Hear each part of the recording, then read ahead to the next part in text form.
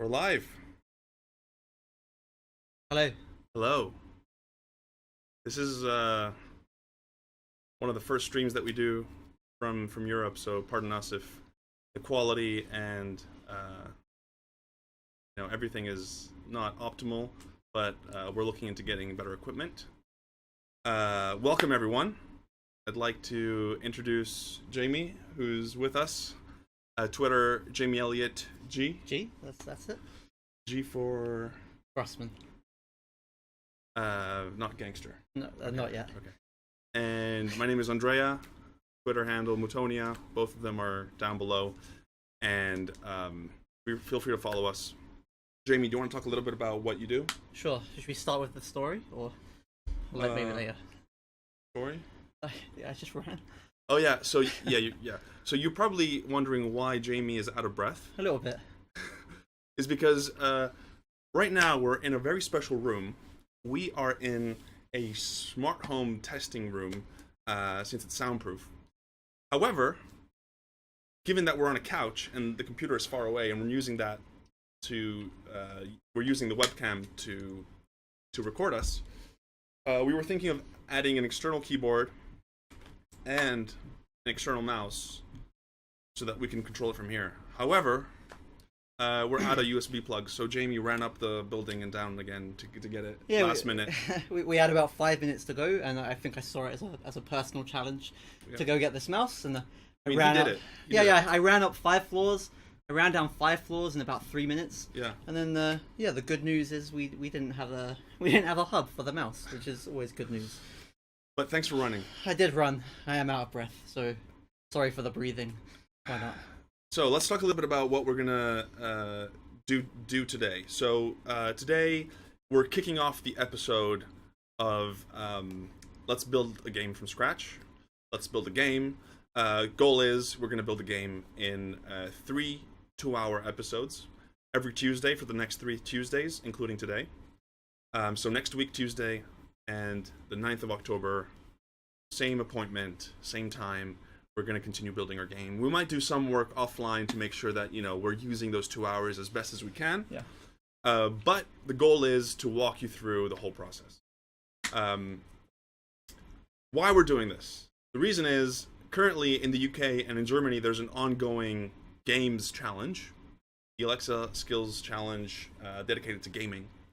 So you can register. I can show you what I'm talking about. You see this Alexa Skills Challenge. Alexa before we invoke it accidentally. And the URL is alexagames.bemyapp.com. Just search EU Alexa Games Challenge and you'll find it. But you have to sign up for it. You have to submit your skill by the 17th of October. And I think there's various prizes for different types of skills. What are those? The different prizes exactly. Yeah, the different. The different types of the different awards. The different awards for the different types of games. Yeah, so if you check out that site, you'll see quite a few mentioned. First one, best game for Echo Show and Echo Spot. So if you're thinking about your multimodal experience, getting the screen involved, touch if possible, stuff like that. Yeah. The next one, the best voice adaptation of a game. So this is going to be based on the judges' scores for the best. If you think about like a really fun game already available, basically the voice version of that. And don't forget, not all games are going to work for voice. Yeah. So you got to kind of and we'll be talking about these best practices on stream as well. Exactly. Another one, the customer's choice. Most engaging game skill. So this is awarded to the skill from the games category with the highest number of users. So make sure your games are fun. Make sure they bring your users back every day, every week. Try and really get those engagement numbers up. Next one, best game for kids. Of course, a lot of people use Alexa. A lot of kids use Alexa. Make sure that these games are, interesting and exciting for some of the younger generations out there. The last one, best localized game skill. So awarded to the highest overall scoring skill based on the judges' scores. Basically localized to either Germany or UK, because this is what the whole thing is for. Yeah. We also got a few people in the chat. And, Awesome. Yeah, so we've got Eddie Blue, we've got Paul Cutsinger, Sound Master. I'm probably going to butcher some of your names, so I apologize in advance. Sound Master Edge, Norfolk Broad. Hi guys, how are you all doing? So the goal of today is to brainstorm what's game we should build, and we're monitoring the chat. Apologies for any tech issues that you may witness. We are just starting out. We're quite scrappy. If you check my Twitter feed, you'll realize that the setup is using A4 stacks of paper to keep the laptop up, and we're using a laptop sticker, the laptop webcam. But we are trying our best to find a dedicated space for streaming. Again, this is because we're in the EU, whereas the US team have an amazing setup, and you should definitely check out this channel for some of the other content. For some of the other content, which I'm sure is in 1080p, if not more. Yeah, 60 frames. Yes, they got the exactly. whole yes. wardrobe full of different devices. Cool. Pretty cool. So, episode 1 and 2 will cover prototyping. We'll cover what else will we cover? We'll cover brainstorming, what skill to build. We'll cover the types of games that you can make. The types of skill, the types of games that you can make. The types of games that work for voice. The types that maybe don't. The types. Exactly. And even with that in mind, it doesn't necessarily have to be like a standalone. Like there's so much you can do with Alexa. It could always be a sort of a companion skill. Exactly. Like you can use the skill. Like there's a few out there. There's the Skyrim one, Assassin's Creed. There's Destiny 2. These really really big popular games. Yeah. And you can use these skills to almost increase the fun of the experience. You won't be using it by itself. You're using it to complement the whole thing. So there's so much you can do with it. It's so exciting. It's so much absolutely. So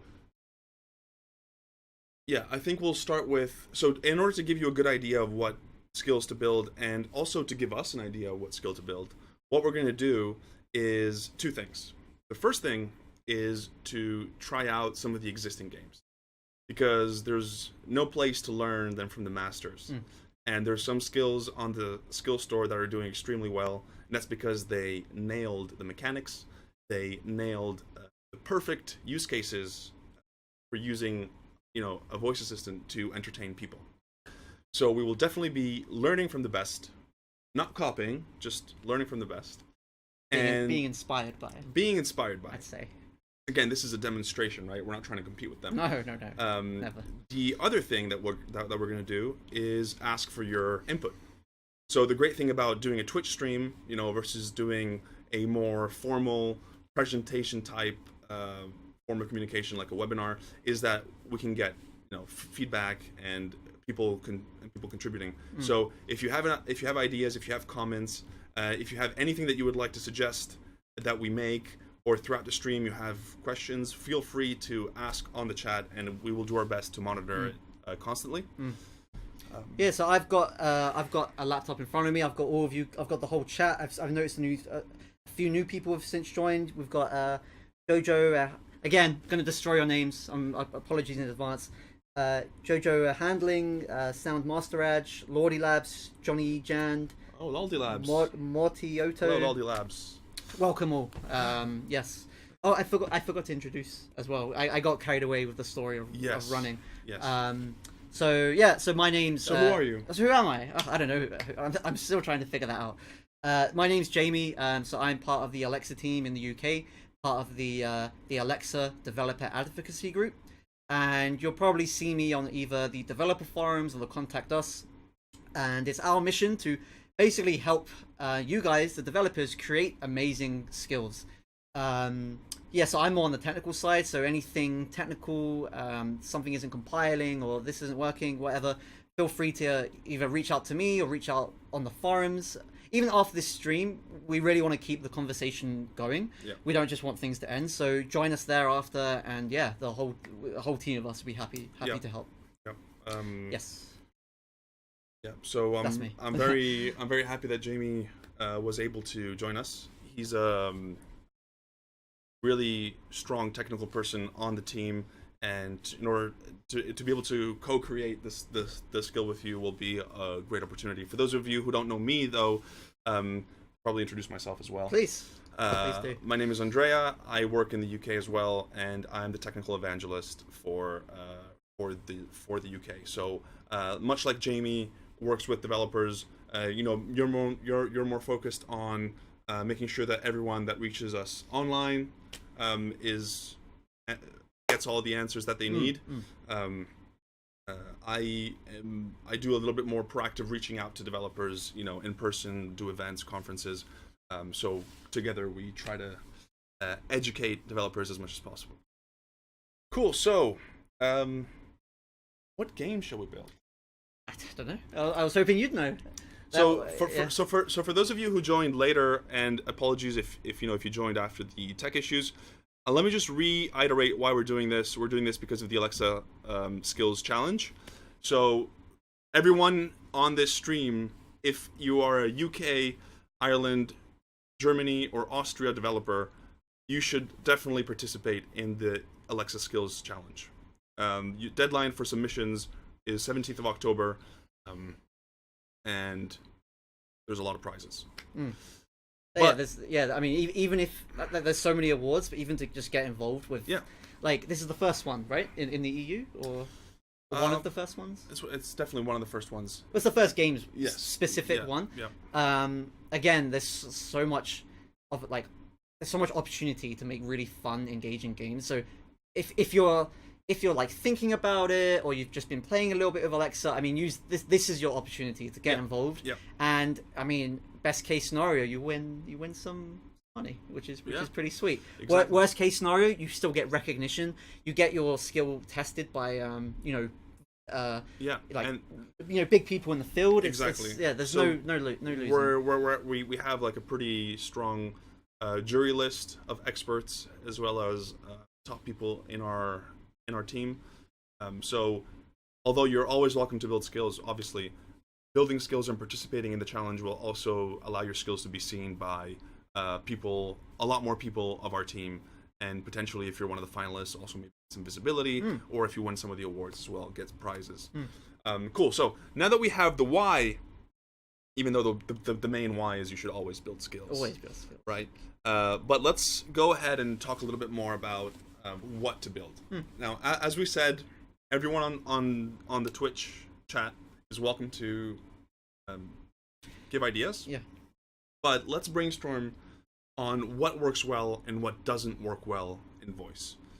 So if you go to the little notes up a little bit, a little bit more. Okay. Here. So I had a little brainstorm with some colleagues, Mark Bate as well, if you're watching, and Jamie. What we worked on is trying to figure out what works well and what doesn't work well with voice. So what doesn't work well with voice? And it's not just voice per se. It's also due to the medium with which voice is being used, right? Alexa, using an Alexa device, is inherently a turn-based form of interaction. So expecting real-time input is not, following how the device fundamentally works, So what are, like, the things that we should stay away from is doing things that require real-time interactions. Some of the most successful games are turn-based, or they don't require real-time input based on, millisecond-based precision.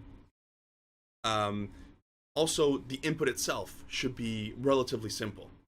And that can go from having the simplest form of input, which is just yes, no, right? Like yes, sire, which we will try out later. Yes, sire is an example of a game which is super simple in the way that you input your player controls.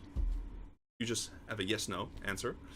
But the game itself is complex in the back end because your yes, no decisions have an effect on the overall storyline, on your performance in the game. And the other side of the spectrum is to make your inputs complex.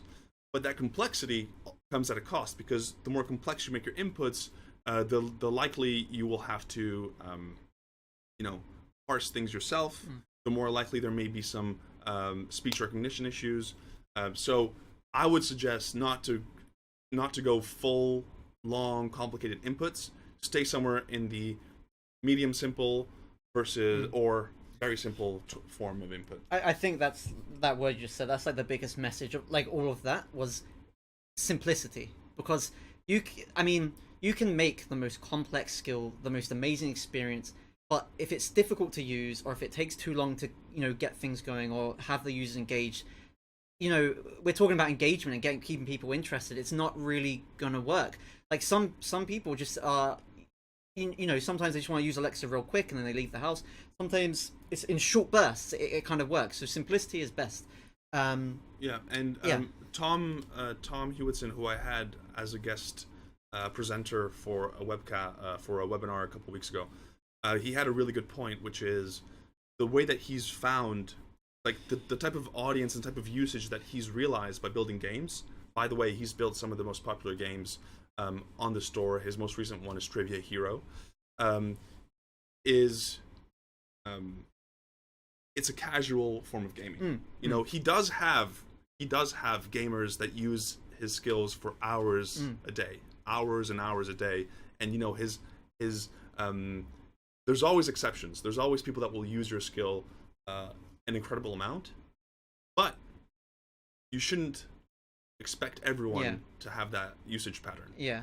Because most people, as you said, just want something quick and easy in the kitchen. Quick, also, or social, right? You want to have a multiplayer aspect, which could be, I didn't mean to cut you off, but which could be like in the form of a local multiplayer, or in the form of an online multiplayer, right?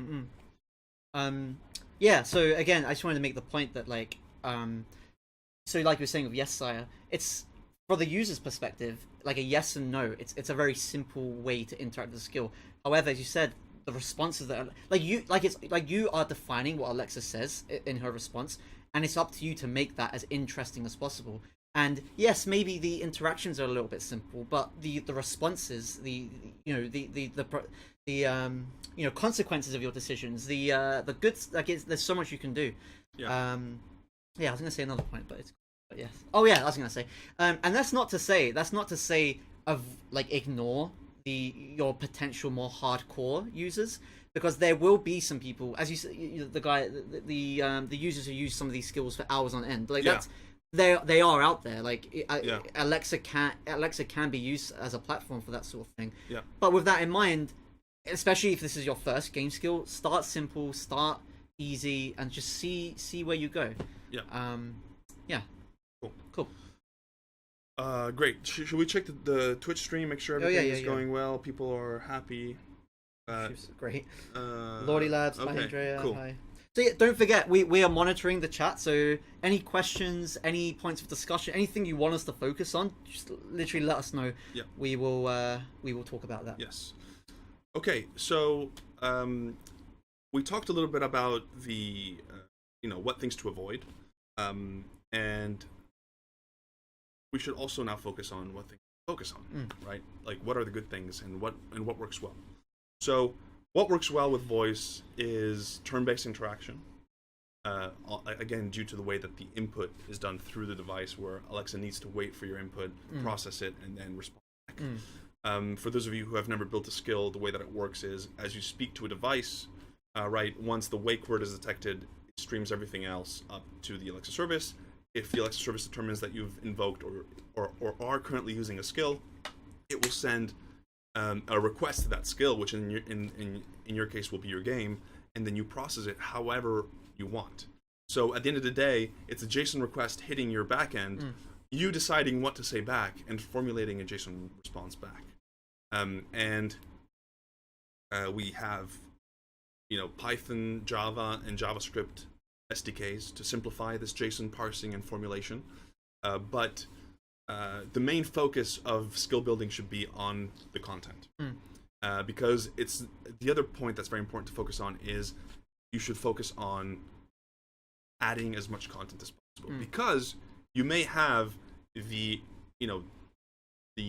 good and bad at the same time case where people overuse your skill more than you thought.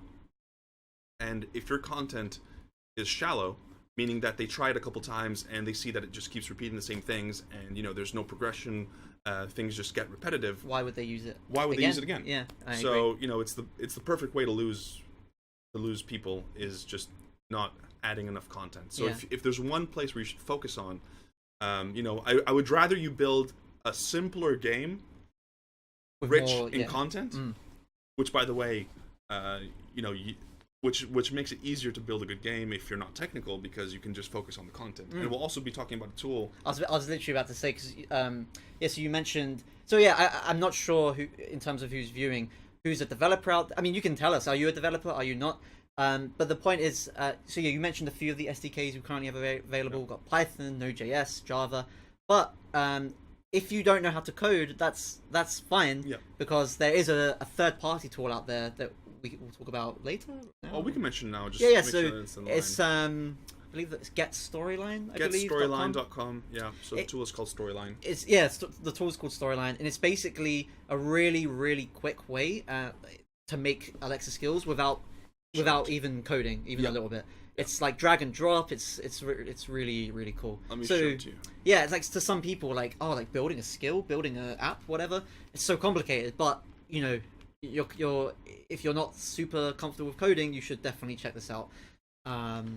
Because it's pretty. So their tagline is "Create Alexa skills without coding," which is exactly saying it can do. So it's good that the messaging is on point. Hey, we're right. So for those of you who are technical and want to figure out like how it works, why does it not require coding? Is because it abstracts away all of the voice model creation and all of the backend creation as well, where it's just a flow diagram, a flow interface of. I think if you scroll down a little bit, maybe.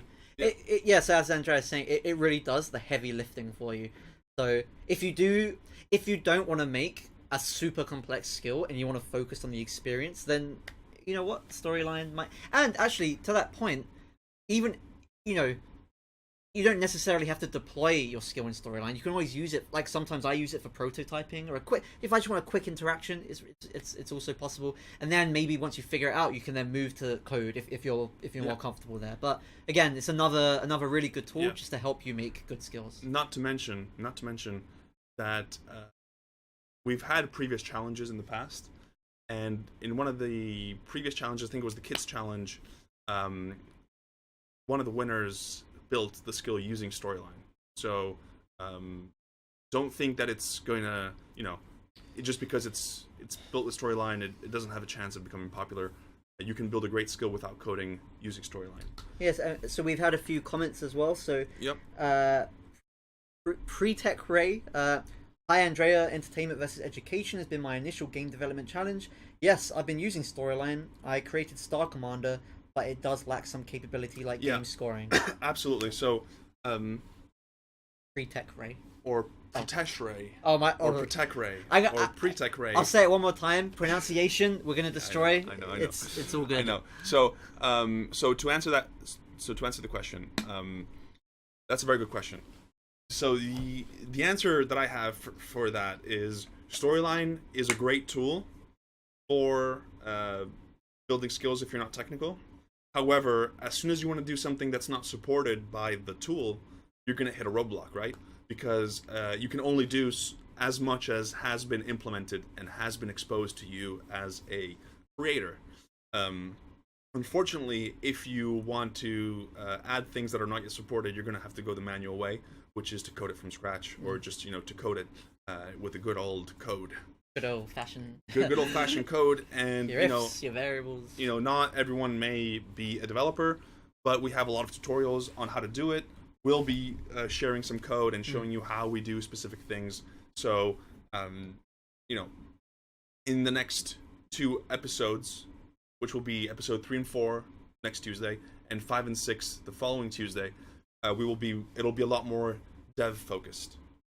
So this episode is more on what to build, what to avoid, and what to focus on building in order to make a good game. The next episodes will be on actually building. We also had another comment from Localized. Definitely a lot of storyline folks working on games. Yeah, I think that a few have actually won some of the competitions. As I was mentioning, Kids Court, I think, was written with storyline. Yeah, I think so. I'm pretty sure it was. Yeah. So if you go to the let's go here. If we go to the storyline, they have this page called Built with Storyline, and you see all of the skills that have been built with storyline. And yes, Kids Court was one of the ones. Yeah, built. And that was always storyline. So again, we're talking about all these additional features and stuff, which again, if you want to use, then you have to go the old-fashioned way. But maybe sometimes you don't actually need them. Yeah. All right. So. Oh yeah. Should we go through? So, comment or should we? Okay, let's just talk a little bit more. Yeah. So we have the So what I wanted to talk about right now is, we introed the series. We told you a little bit about why we're doing it. We mentioned a tool that you can use if you're not technical. Now let's focus on actually brainstorming, getting an idea for a skill to build after through brainstorming, prototyping it. And the cool thing about prototyping is you don't need to implement it, because the great thing about voice is that it mimics a human interaction. And guess what? There's 2 humans in the room. So are you human? I don't know. Okay, we'll see. There's tests for that, by the way. Yeah. And we can mock back and forth interaction. Maybe you be Alexa and I'll be the user, and then we switch, and we can try out the game, or at least try out the game mechanics, see if it works well. So hopefully we'll get to do that by the end of the day. But in general, the goal here is to come out of today with a prototype in mind, mocking the conversation, and being ready to code it in the next episodes. Yeah, I agree. So, speaking of, while we discuss what game to build, if you do have game ideas that you would like us to build, please feel free to post it on the Twitch chat. I think we had one earlier. Soundmaster Raj said maybe an opposites game where all the answers are wrong based on a certain criteria. I like that. So a game where, for example, you have to say something that is only right if it follows a certain rule set. And that rule set can get increasingly complex, right? So for example, tell me a word that doesn't have an E in it. And then tell me a word that is less than 6 letters long that doesn't have an E in it. And then tell me a word that could actually be quite cool. I'm already struggling, trying to think of it. That could be quite a cool game. It's like a word, like a reverse Scrabble sort of. I think it would be a nice. So are we talking? Nice are we talking about only opposites? So if Alexa says up, the answer would be down. If Alexa says. Okay, yeah. So we could do it. If that's a simple way, and then we can then add criteria. Yeah. So I mean, the way that I envision the skill to be is, and we're going to be brainstorming. So I'm just proposing. Is when I read that suggestion. Who, by the way, who is the?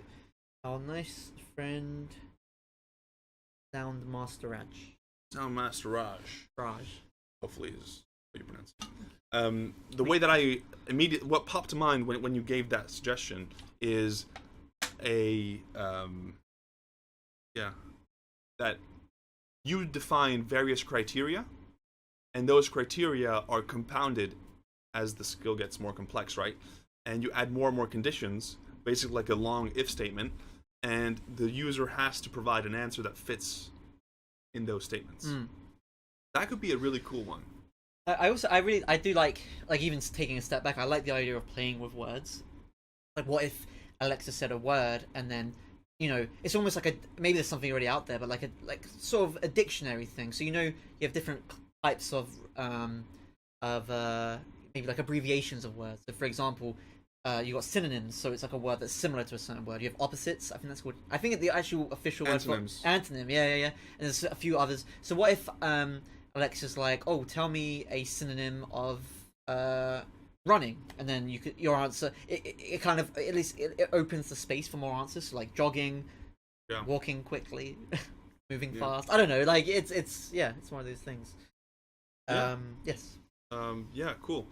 So yeah, so we could do things more on like, so your type of game is more around finding different words based on meaning, so semantically. Yeah, that's Whereas the way that I was thinking of it is more grammatical. Yeah, So like, has to be a word that is less than 6 letters long. Then you add another statement or another condition. Has to be less. It can't contain any e's.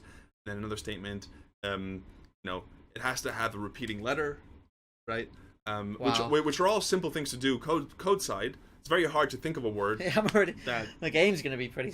Yeah. But to that point, we can then have different. Now we're talking about the actual concepts of a game, so we can have progression, we can have levels, we can have, there's room to exactly, like you have the beginner challenge. It's all about the challenge. It's all about the challenge, and the cool thing is that you can have, and we'll be talking about state persistence. What we want to teach you is not necessarily the game that will rule all games, right? We want to teach you the concepts that should go into games to make them better.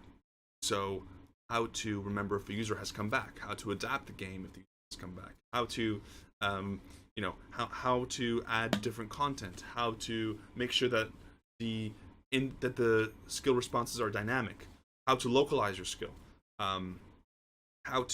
so actually it's even better for us, and it will even shed more light on the learning points if the skill itself is relatively simple. I'm not saying that the skill will be easy to build, because to do it well, it will be quite challenging. Of course. But at least we're not getting lost into things that may be a little bit too complex to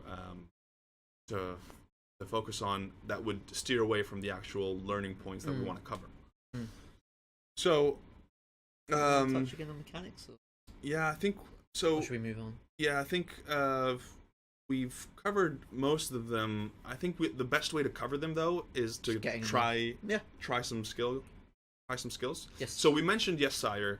We also mentioned Trivia Hero. So we'll be trying some of those. We have a ton of them. We have a ton of games listed here that we want to try out. We'll try out for as long as you guys don't get bored. Hopefully you won't get bored. But the goal here is to, play around with what's there and see if we get any inspiration. Yeah, and see why they're popular. See why users come back and keep going to these skills and using them, and for sometimes hours on end, which is like exactly amazing. Okay, so let's let's try Yes Sire first. Should you talk about the different types of games as well, or not really? Yeah, sure. So before we try out the games, let's just categorize broadly the different types of games that you could build, right? So there's, let's say, assistant type game, or assistant to the games. We touched on those at the beginning. Yes, as well, I think. Exactly. So, for example, there's one that I really liked that I saw on YouTube last year, which is Elite Dangerous Ship Assistant. So the developer connected his skill to the Elite Dangerous API, which is a space simulation game. And he really made his gameplay Star Trek-y, because he could say, go into frame shift drive, which is like, go full blast. Right. And the game responded. He could query what the population type was. He could query everything. So it was really, really, really cool. A creative way to use Alexa, not just as a life assistant, but as a game assistant as well. So let's also cover other types. So there's the assistant type of games. There's the story based, right? So more interactive storytelling. Create your own adventure, right? Where Yes Sire is one of those. Yes, where your skill is less about inputs. Well, it's about inputs. It's just the main focus of the skill is on the story, on the story that it provides, and you have the user has flexibility on how the story progresses. It's almost like it's like like Audible, like reading a book, but with it's like a book almost, or like an Audible book, like a audio book. What am I saying? Yeah. But you're interacting, like you are changing parts of the story, which is so exciting. I think because I mean, books are exciting, but then to actually be involved in the story and change the consequences and decision making, like it really makes you more involved. So let's try yes, sire, while we're on this topic, Yeah. and then we'll cover Some each of the other category types. with some examples. Alexa, open yes, sire. Here's Yes Sire from the Games, Trivia and Accessories category. Yes Sire contains mature content that may not be suitable for all ages. Would you like to continue? Yes. Welcome to Yes, Sire. Sire, the king has appointed you to be a lord of these lands. I will come to you with a series of difficult choices. Answer my questions with a simple yes or no and try to maintain balance in the kingdom. The input is quick. Sire, should we build a hospital to treat the sick and wounded? Yes. You are hailed as a person of science and progress. I'll do the next The one. new hospital is a beacon in a dark land. Your wealth has dropped to 30. Your influence has increased to 80. Be careful, sire. If your influence reaches 100, the king will feel threatened and have you executed. Okay. Ouch. A traveling botanist tells you that your kingdom has the perfect conditions for growing truffles. Will you send out your pigs to go find them? No.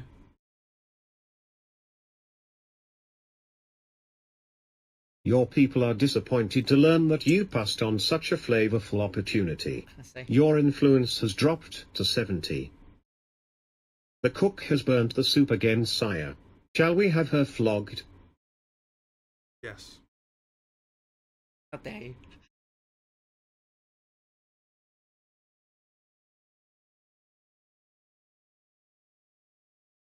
I'm afraid the cook has run away. I shall flog myself instead. Your influence Don't. has dropped to Don't do it. 60. Alexa, stop. So so you kind of get the idea. Thanks for playing Yes Sire. If you enjoyed the game, leaving us a 5-star review in the Alexa store will help us add more stories. You can leave a review in the Amazon Alexa mobile app, or at the website, reviewyeссire.com. Thank you. Welcome. So you see how the interaction was purely yes/no, and even though they didn't specify a explicit multiplayer, it's a game that maybe you can play with a friend, or you can show people when they come over, and you can take turns, right? And it's also a game of trust, because you have to trust that your friend, colleague, will make the right decision. And every choice that you make, even though the input is simple, every choice that you make has a consequence, which can be devastating, or at least will affect your game score. I believe you logged ourselves at one point. What happened? Something bad. Anyway. Yes. So, a few comments. Should we go through those? Yep. Lots of latency. So, Norfolk Broad said the audio makes such a difference. I love it. That's really true. That's one of the first things I noticed as well. Alexa's normal voice is beautiful, and works very nicely on the ears. But maybe is not the best use case for every use. Exactly, especially for a skill like this, where we're in like an olden time, like a fairy tale almost. You could use her voice, but this one's very more like just fits the whole scenario like a little bit more and makes you feel more interested, more engaged. And by the way, for those of you who are curious how they made this voice, this is actually a Polly voice, an Amazon Polly voice. So Amazon Polly is a pure text-to-speech engine that AWS offers as a service, and it uses the same underlying technologies as Alexa does, but it's completely a agnostic text-to-speech engine. And I think the speaker for this particular game, because I've tried all of them, is Brian from the English UK version of Polly. So he's not a real person. Because every speaker has name. like every voice has a name, and I think it's Brian. Yeah, that's what I think. Feel free to check it out on Polly. There's like a demo section where you can try different voices out, and let me know if you also agree with me. But it sounds so real. Like it sounds almost like they've gone out and got it, like professional voice actors to record these lines. Yeah. Like that, I'm actually a little bit surprised that I didn't know that was. Well, at least I tried Brian. I was like, wow, that sounds exactly like. Oh right. Yes, sire. And it goes a long way to show you how good Polly is as well. And what gives that feeling of natural that feeling that it's a bit more realistic is also because it's contrasting to the usual voice you're used to. As you said, Alexa's voice is great, but sometimes maybe it doesn't fit exactly the theme or what you're trying to do. Maybe you have multiple characters in a game. How are you going to have everyone speak in the same voice? It's not very immersive, right? So maybe you sometimes want to diversify your voice, and by doing so, you are able to have a great experience, skill, yeah, voice or experience. a much richer experience. Yeah. So we had a few more. Florian, just my 2 cents. Yes, Sai is not a true interactive story since it has no actual story arc or positive ending. It's more like an economy simulation with story elements. A good point. Yeah. But sometimes that's all you need to keep people engaged. That's true, but I mean, you could argue that's true. That doesn't have a conventional, Act Ending. 1, Act 2, whatever. But I would say that anything that immerses you in a theme and that is not just Like beginning, middle, end. Yeah. It's it's just a continuous story that may not have a start and finish. But as soon as you start playing, you're in a story, right? You are you have to make decisions for your kingdom, and I totally agree that it's less story based than in the conventional sense of the word, where it's where there's a start to finish and you have to make the choices that get you to whichever finish. I totally get and I agree with you on that. But I also think that Yes Sire has a story element. It's just less present. It's more about the decision making and the consequences that those decisions have. And I'd say it kind of depends on the use case, but you can use both.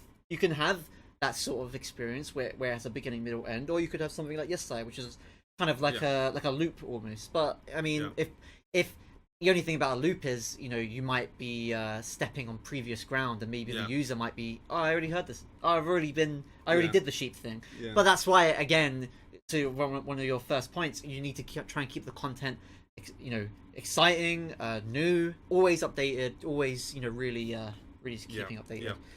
Yes. Pretech Ray, influence and wealth are the two game performance measures.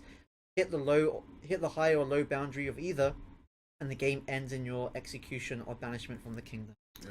Oh, that's unfortunate for. And he also comments, or she also comments, that Johanna is the best female voice in my opinion. So yeah, there's definitely a lot of voices with Polly to play around with. Keep in mind that if you use them through API, they work as a response in the Alexa engine, so you can just stream them through an SSML response, just using an audio tag and using them as the source. And that will work right out of the box. Ideally, you'll cache them and serve them in a cached form, so you don't need to hit Poly API every single time. Yeah. Cool.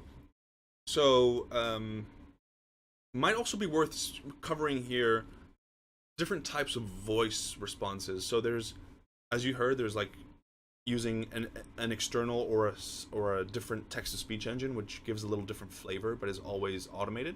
There's the option of using Alexa's voice, but there's also the option of going full immersion and having a real human record every single possible response. And to do that, I want to show you another skill which is also story-based, arguably more story-based than Yes Sire, which is RuneScape. Have you ever tried RuneScape? I used to play it. You used to play it? Yeah. I don't want to talk about it. Let's see if I have it on Alexa. Open RuneScape. Here's RuneScape quests. One piercing note from the game's trivia and accessories category. Music. Now listen to the Jagex Game Studios proudly presents No, that's not text to One speech. Piercing Note, a RuneScape quest. In this audio adventure, you take the role of an investigator who has been tasked to help solve a mystery set in the medieval abbey of St. Elspeth. I'm in. If you need help at any Listen to the time, music, say you know. help. Like, this is really, To end really the well game, professionally made. say end, and your progress will be saved. To start a new game, say start. Start. God, you could like turn the lights off and like really like. Should we? The abbey stands in a sea of hazy hot desert with its single clock tower jutting towards the blue sky like a lighthouse. The sun beats down relentlessly on its stone-white walls and burns the back of your neck as you approach the front gate. You had overheard that the Abbey of St. Elspeth Cythereed was looking for an adventurer. To what end you did not know, but the unusual request had been more than enough to capture your interest. Approaching the front gate, a person clothed in white robes shuffles to her feet. Perhaps this is one of the Abbey sisters. Thanks, Aradomin. You must be the See how adventurer there's the Abbess different prayed voice for. actors and My everything name is recorded? Sister Katharina. Our Abbess asked me to wait here for you to arrive. I hope you'll help us. What do you say? Yes or no? Yes. Sister Katharina leads you Anyways, through the you ornate get the front idea. gate of the Abbey. Alexa, And quit. So, as someone who used to play RuneScape many years ago, oh god, like 10 years ago or something, even more. Again, it's like it's never gonna like replace the game itself, because if you're familiar with RuneScape, it's an MMORPG, massive multiplayer online role-playing game. Wow, I can't believe I got that. And that requires a screen and clicking and doing this or doing all that. However, the lore of RuneScape is so rich, where Alexa clearly comes in, it can always fill that niche, fill that gap of People wanting more. Yeah, people wanting more extended storytelling without having to actively play the game and Yeah. chop trees and stuff. Like Exactly. It's yeah. If I still played it, I'd probably be playing this more. And just to clarify for those of you who are US based, lore, right? What did I say? No, you said it properly, but What did they you say? said low. I said lore. Yeah. Well, what do you say? Oh, they say lore. They Exactly. pronounce their Yeah. R's. So it's not law. It's not like the rule of law. It's the lore. Because at first when you said lore properly, I'm not saying you were wrong. I'm saying that I understood it as law. yeah, LAW, but it's They what sound- we're talking about is LORE. So the whole story behind a game, right? Like the World of Warcraft lore. You pronounced it correctly. I'm just clarifying for people who. So my pronunciation. This is the Queen's English. I'll say. I know. I've had this argument so many times. Like at the end of the day, the Americans pronounce their R's more than we do. So I'll say law, they say lore. I'd say bar. That's I'm going to the bar. That's why I'm here. I'm You're just translating. I'm just representing. Perfect. Thank you. Although, yeah, cool. So, so the advantage of having a recorded voice you heard is almost total immersion. Imagine turning off the lights and playing this game with your eyes closed. Like you are You're there. catapulted in a new kingdom, in a new story. However, we are speaking to you as developers to developers. This also has some downsides that you should be aware of. The first one is you have to produce all of this content, which requires hiring a voice actor unless you have a great voice. And that may cost money unless you know someone. But even more than that is, even if you find someone and it's great, and you have the budget, or you find someone who's willing to volunteer and do it, be mindful of the cost of making any changes. Because if you record the whole game and then you're like, actually in that part of the game I want that character to respond in a different way, that means re-recording that whole phrase, that whole response. And same for anything else that may happen that forces you to change anything, right? Any dynamic input of the user.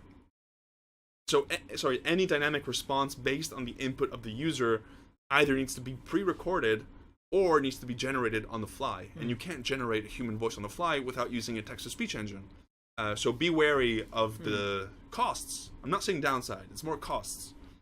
Whether it be time, resources, money, but it has some costs associated with it, so be mindful of it if you do embark in that route. It's just something to keep in mind. As you said, it's not like a bad way. It's just No. talking about like future proofing. Let's say like Exactly. you're always gonna be thinking ahead, and let's say your skill does take off and is one of the next best things. and you're thinking about updating it now. But then, as you said, but you know what? Like, you know, even talking about those storylines. Let's say you did have a beginning, middle, end with customized voice acting and stuff. It got very popular. You know, you then need to re-record the ending to keep the conversation going. Like, it's and it may disincentivate you from adding more content, Yeah. which is the last thing we want, because we want you to keep adding new content, and you know, it's best to have least amount of obstacles in Right. doing that. So I know that you were probably going to mention something, but I would like to mention, while we're on the topic of adding content to something. So there's another game which we will try out later. I guess it could also be considered a story-based, because it's based on various scenarios.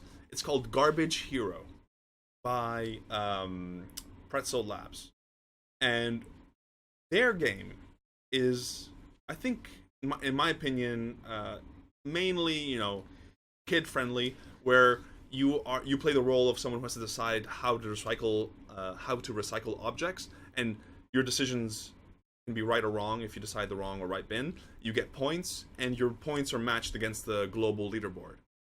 However, they have tons of different stories, different scenarios, and the way that they source them is by using an online forum where anyone can contribute new content. I think I saw a few tweets about it. The town. Do you know what the Stinky Town? Maybe, yeah. I saw a few, and I think we actually have the creator of that Yeah. skill in Yeah. there. So, Yeah. Why don't we try it out while we're go on for topic? it, please. Alexa, open Garbage Hero. If you'd like to enable this skill, you can do so by finding it in We the changed skills the- section of your Yeah, Alexa this is app. this is a device that's not linked to my personal account. So So whilst yeah, we get that set up, a point I wanted to talk about. We were talking about all of the customized audio before for the RuneScape skill. So the Chad said that there's also the issue of cost around hosting all of the S3 audio, which again, you know, talking about costs, talking about there could be potential issues with that if your skill is just relying on pre-recorded MP3 or WAV or whatever. yeah, So again, another concern, but yeah. it's up to you to make that decision. Yeah, I Probably don't. not. Yeah, I think we're gonna have some issues. I might need to do it in the next episode. Oh, we try. Yeah, we'll try a little bit later. Yeah. So the point though that we were trying to focus on here is balance immersion with maintainability and extendability, and know that if you go with pre-recorded everything, it will add a cost to your, you know, just a hindrance to adding more content. Not to say that you shouldn't, and you've seen how great a skill is if it does, but know that there's also easier ways to do this, which is to use different voices such as Polly, or, you know, maybe for some games it's perfectly sufficient to just use Alexa's normal voice. Yeah. And why not? Yeah. Cool. So Do we have time to talk about the other some? yeah. Well, So those are types of like adventure and story-based games, very very popular. Talk about some of the TV show-esque yes. ones. So now? there's more like TV show-esques, right? So you should always think of this device as being in a home or in a car or in any place where there could be more than one person. And a great use case for this device is to maybe have like a TV show style game, right? And some of the most popular ones are Jeopardy, or Deal or No Deal. A recent one that Labworks.io came up with is Trivia Hero. And these games are great because they allow you to basically feel like you're in a TV game, a TV trivia game, a TV quiz game, sorry. And Alexa, or the person that is contributing or that is being used to give the responses, is the host. And one of the first points we were talking about is, you know, being inspired sometimes. Like, we're not copying, we're being inspired by certain types of games. And some of these TV show-esque games, you know, they've had millions put into it. Like, the teams that have come up with these sometimes very simple concepts, but they know what they're talking about. Like, clearly they know what they're talking about, because, you know, Deal or No Deal, Who Wants to Be a Millionaire, like, these are so popular at their core. Sometimes they're very simple, like Who Wants to Be a Millionaire is just questions and answers. Deal or No Deal is opening boxes. but they're so popular. And yeah, again, sometimes it's you shouldn't be ashamed or anything. Taking a little, getting a little bit inspired by these cool concepts and translating it into voice. To that point, again, always double check that it's gonna work for voice, because not everything will work for voice. Exactly. I'm trying to think of other TV show. I don't really watch too much anymore. But there's so many. Yeah, again, like maybe a more Oh, I know. For example, well, actually, I guess you could make like a voice experience of like you know the Crystal Maze. Does that one ring a bell?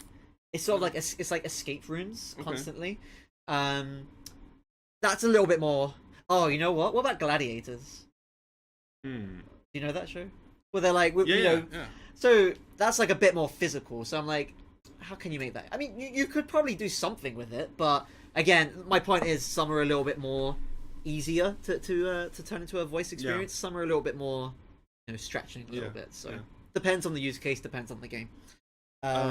Yes. And we were talking about Trivia Hero. Maybe we can try one out. Let's see if it works. Sure. Alexa, open Trivia Hero.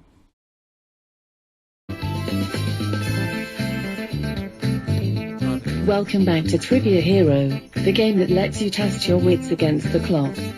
Now, how many people want to play? 2. Great, 2 it is. You'll get 60 seconds each to answer as many tricky trivia questions as possible. If you don't know an answer, say pass to move on. Player 1, I hope you're ready because your 60 seconds starts in 3, 2, 1, go. What color are Smurfs? Blue. Easy. What's the capital? What does the German phrase Auf Wiedersehen mean in English? Goodbye. Is it player one? What gas causes the fizz in soft drinks? CO2. What European capital city is built on 7 hills? Rome. Money on My Mind and Like I Can are singles by which male artist? Tupac. Tupac is wrong. It was Sam Smith. What? In Okay. archery, what is fired from a bow? Arrows. I missed that. In archery, what is fired from a bow? Arrow. Celine Dion's 1997 hit My Heart Will Go On was the main theme for which movie? Titanic.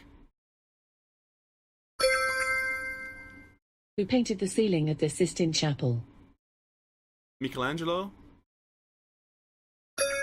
Oh, you're gonna destroy me. Which actress starred alongside Ryan Gosling in La La Land? Emma Stone. That's it. Time's up. You got 8 right, putting you in the lead. I don't like this. Player 2, you're up. We didn't agree you to need this. 9 right to take the lead. Your 60 seconds starts now. Which animated character lives in a pineapple under the sea? SpongeBob SquarePants. The Water Star. What country is singer-songwriter Ed Sheeran from? Wales?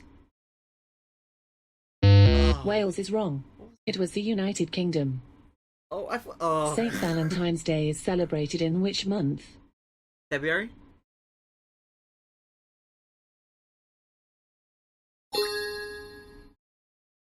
Planets do what around the sun? Orbit? What chess piece can become a queen if it reaches the opposite side of the board? One. Esmeralda was a character in which animated film?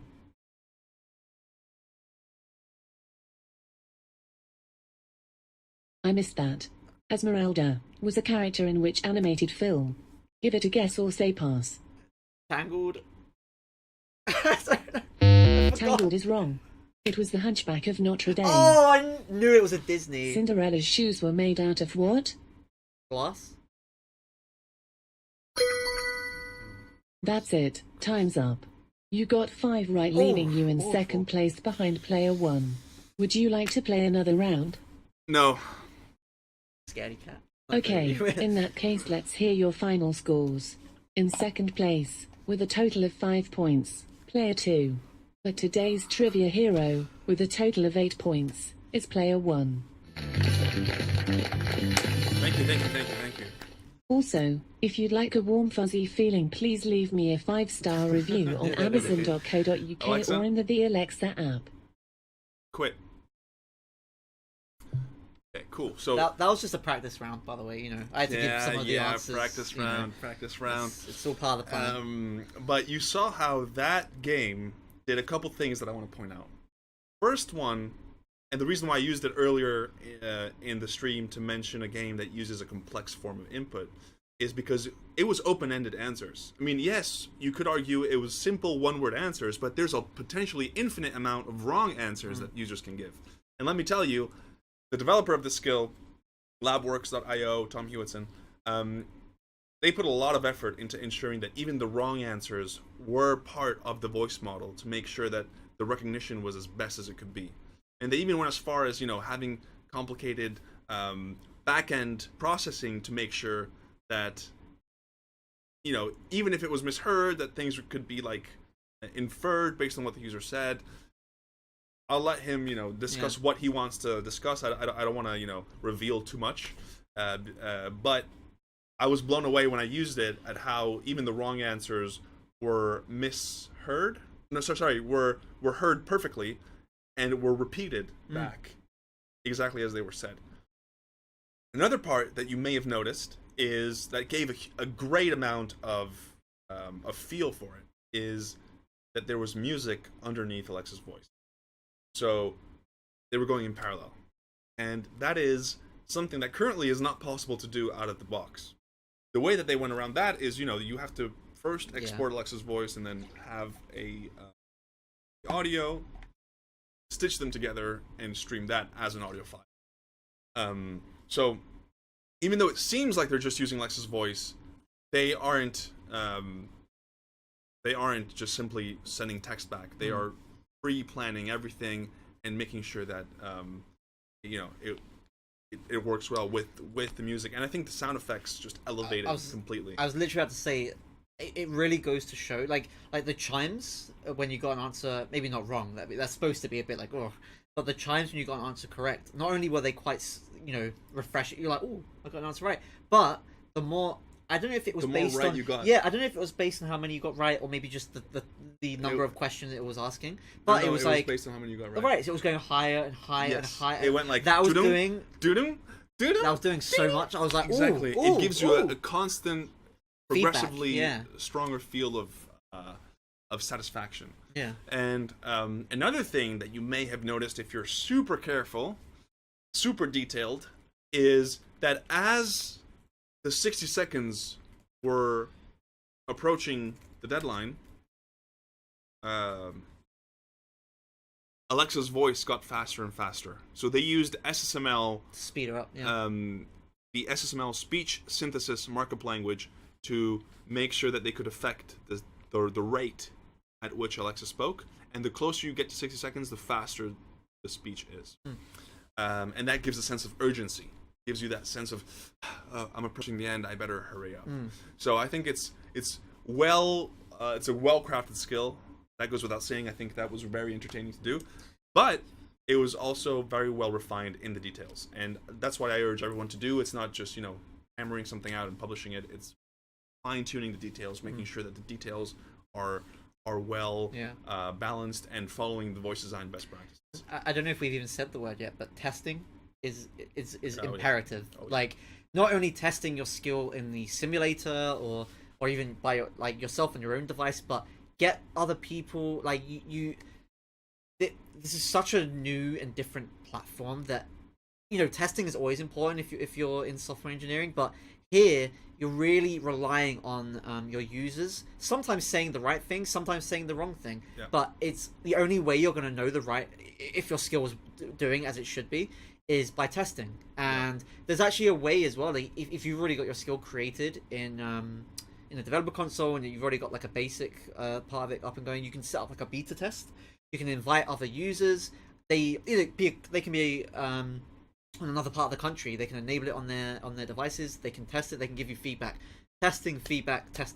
Don't Don't just make a skill, test it a few times yourself, be like, yeah, it's pretty good, and then just Yeah. throw it out there. Make sure it's the best skill that it could be. Yeah, and the biggest tip here is don't be your own tester, right? Because you know exactly what you're building, Yeah. so you don't have any element of surprise, and it's the element of surprise that causes confusion.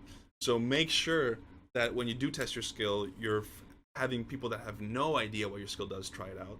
You know, just tell them, hey, say open this and see what happens. See where they get. Don't give them anything. Don't give them anything. Because most of the users are not going to have you Exactly, standing next to exactly. them, telling you, no, say this, no, say that. Like, it's literally like, Exactly. you People know, have different ways of saying things. Yeah. People have different ways of have different expectations of things, right? And you want your skill, even if you don't end up supporting all of those intentions, you want your skill to be able to handle them. Yeah. And say, look, I can't do that right now, but I can do this. Or it would be great to do this, but I'm still working on that. Why don't you try this instead, right? Yeah, it just makes me think of like the interaction model, because if you're familiar with skill building already, you have your intents, you have your sample utterances, and it's up to you to make as many sample utterances as possible to try and catch anything that your user might say. But you are never going to catch everything. Like some of your users are going to have to say a number and they'll respond with potato, or they'll say something completely random, and it's up to your skill to make sure that it not only catches that, but like responds appropriately, and maybe sometimes ushers the user in the right direction, or rather than just like erroring out or just responding with something completely wrong. Because some skills do that, and you know, this is the time to make sure it's all done correctly. Should we try out some other? No. Should we try out some other skills? So yeah, we've covered TV show-esque skills, choose your own adventure, complementary skills. We talked about like those for a little bit. Right? So if you love a game that has an API, why don't you build a skill that connects to it? And maybe you can use it to maybe check on your armies or automate things for you. You know, the world's your oyster. Yeah. So now we have group skills. So these are the sort of group game skills, which are basically the experiences you can imagine if it's a Saturday night, you invite all your friends over for like a takeaway, and then, oh, what's this? I've got I've got an Echo device right in the middle of the room. Exactly. And those are the sort of games where it's almost like some of these games already do that a little bit, but some of these are designed with groups of people in mind. Yeah, exactly. And like Trivia Hero, by the way. How it asks you how many people are you with, because you could 100%. You could potentially play with 6 people and it'll still work. But as you said, like that was very quiz style, so that's why we showed it in the quiz section. So one of them, I don't know if we can test it, but are you familiar with Heads Up, with the mobile? I think it originally started on mobile. It's by Ellen. You know Ellen, the TV host in America. Ellen DeGeneres. Yeah. So she didn't develop the game, but it's part of her organization where you get like a name on the phone, and you put it on your head. Charades almost. It's So I'll have, I don't know, like Brad Pitt on my phone, and you have to tell me, he was in Fight Club, he was in other movies, and then if I say Brad Pitt, I go ding, it's the right answer, and it moves to the next one. If it's wrong, or I say pass, it moves to the next one. And Heads Up, this is like a clear example of a game that was originally designed for mobile. We haven't really talked about mobile, but that, if you're familiar, you'll find it on mobile. And this has now been used as a voice experience. So if you search the Alexa skill store, search Heads Up, you'll see that there. Do we have that? Or... Let's try it out. Alexa, open Heads Up. Sorry, I don't know that one. Or maybe it's US only. I don't know. Alexa, yeah. So that's one type of skill you can make. Song quiz, I think we can. Alexa, enable song quiz. Here's Song Quiz This is from the Games, Trivia and Accessories category. Welcome to Song Quiz, brought to you by Volley. How many people are playing Song Quiz? 2. Choose a music decade. 90s. Let's begin. Terrible with names. Terrible. Player 1, question 1, for 10 points. Name the song title and artist.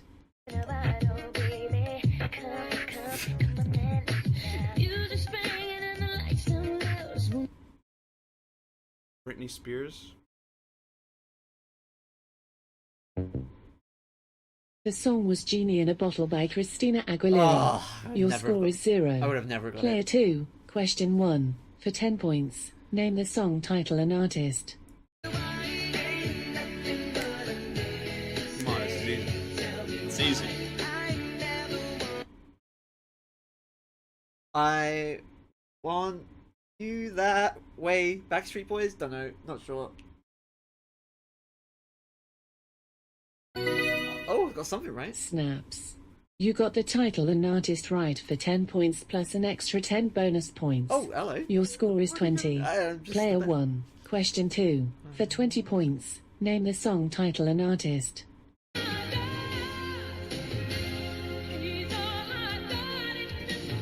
did I get all the hard ones?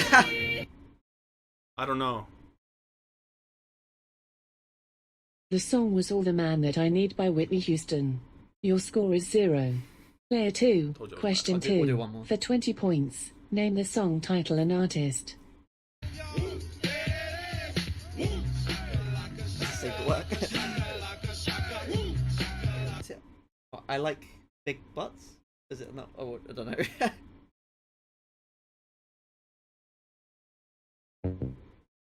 The song was Womb. There it is, by Tag Team. Never would have got Your it. score is 20. Player 1, Alexa. question 3. Quit. That's another cool game. So, like, it's interaction. You're always trying to leverage the social moments when you're with other people, and maybe you're waiting for the pasta to cook. In my case, I'm Italian, so that's a very popular occurrence where you're just waiting for the pasta to boil or the pasta to cook. You have 10 minutes. Maybe you're with other people that you're having over for dinner. You ran out of conversation. Open a skill, play away for 5-6 minutes, and then you're ready to eat your pasta.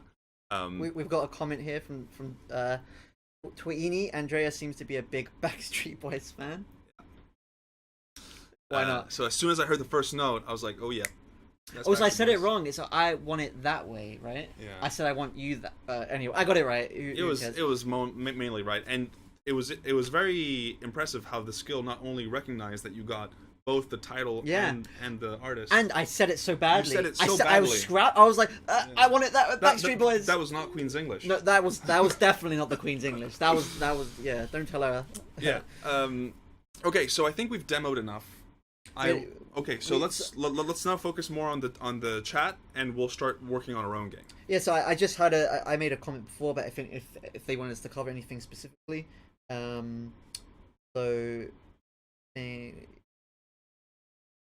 we can keep going. So Hold on, let me notifications, voice recognition, I think those are not features that are available right now in the UK. see. Norfolk Broad said whether you have any opinions on making a single player game or a multiplayer game. So That's a good question. Yeah, that's a good question. So single player versus multiplayer. So RuneScape Quest, which is the one we tried earlier, which was fully immersive, voice recorded, brilliant actor by the way, is single player, and that's just a type of game where you play by yourself, you go through the story, and you just you try to immerse yourself. I mean, I completely agree, but I mean, sometimes, I don't know, I would take a step back and, like, what defines a single-player game? What defines a multiplayer game? Because, yes, I guess that is kind of single-player focused, but if you have other people in the room listening and helping the person decide on, no, say yes, no, say no, is that multiplayer? No, it's true. Is that single? Yeah. I don't know. Yeah, and we also tried, things like, what's one of the first skills that we tried out? Yes, Sire, was it? Yes, Sire, right? Like we could take turns playing it, and it still worked as a multiplayer game, even though it wasn't made to be a multiplayer game, right? So, but the actual question, the actual question was what we think is best. What I think is or what I'll speak Please, first, and then I'll let you add it Please. or contradict me. Feel free to. My opinion is that, as we said earlier, fresh content is a cornerstone of building a game that's used constantly and that's used continuously. A multiplayer aspect will inherently add more fresh content because you can never expect what other people do, right? So if you build a multiplayer skill, even though maybe the questions are the same, or even though the mechanic is simple and it's It stays like that. As soon as you incorporate the randomness of another human being, it is going to have fresh content automatically. So my opinion is, if you can, do it. Just be mindful that you can't count on millisecond accuracy, right? So if you're doing a game like on turn-based puzzle games or something, make sure that you give enough time for people to play their turn. So maybe rather than doing second-based turns, do something like every day is a turn, right? Where every day a player has the option to make use of their turn, and at the end of the day, all the turns will be calculated and the consequences will be determined, and the next day it's another turn. That way you avoid concurrency and things falling out of place. Yeah, no, I would 100% agree. So in my opinion, single player versus multiplayer. Again, the point I made. Sometimes you don't even realize what types of some of your users might use your single player game as a multiplayer game because more people can get involved. Even if most people aren't necessarily interacting with the skill, in the conversations between Alexa speaking and stuff, they might be working as a team to affect what's happening in the story or the quiz or whatever. So again, it depends. But in terms of just focusing on the question, I would say, I love the word depends, but it does depend on the type of game that you're making. Like, something I'm thinking of is, if you are like a video game player, like there's a few I sort of touched on this in the beginning, but there's a few big games like Destiny 2, games like Fortnite, games like such popular games. You can make single player-esque skills for that sort of content, because then you can then play that stuff and have Alexa supporting you in this role and hopefully helping you win. Whereas your multiplayer games, they can, it's more of a focus on everyone in the room. So like, as we've shown before, the quizzes, the some of the other types of skills. And also another thing we haven't even touched on, maybe we'll touch on next time. Can we talk about that now a little bit? Or? Yeah, Another thing we haven't actually talked about yet, but some of you guys might be aware of the gadgets API. Actually, even before that, there's a product called Alexa buttons, and maybe you have some. They're basically, we should have brought some, but they're basically like about this big. Some buttons which you can press, and after you press them, you can have your skill respond to these button presses. So again, it's still a voice experience in its heart. Like, you still can use it with a voice if you don't have buttons, but talking about complementing the experience, you can use these buttons to make it maybe a little bit more fun, or make it a little bit more reflex fake. That's another thing. And Andrea's been talking about based on how Alexa works, reflexes and stuff, that's not really how it works. But then Echo buttons, I said Alexa buttons, Echo buttons, that's where we can bring those in. One successful game I can think of off the top of my head, have you played Hanagram before? No. So I played it with my family. It's very fun. It's basically it is reflex focus. Okay. And basically Alexa will say a letter. Okay. And then a letter, and then a letter, and a letter. And me and we played this over Christmas, or around then, I forget. We each had a piece of paper, and we were each writing the letter out. And then it's called Hanagram, but it's the first one to, it's like an anagram. It's the first one to figure out the word of the letters that Alexa has been saying. Okay. And then once you get it, you hit the button. Oh, and these cool. buttons are meant to be hit. You don't tap it. You whack it. You whack it. And then Alexa will hear that response, and then say player 1, player 2, player 3. What's the word? Yeah, and you say the word.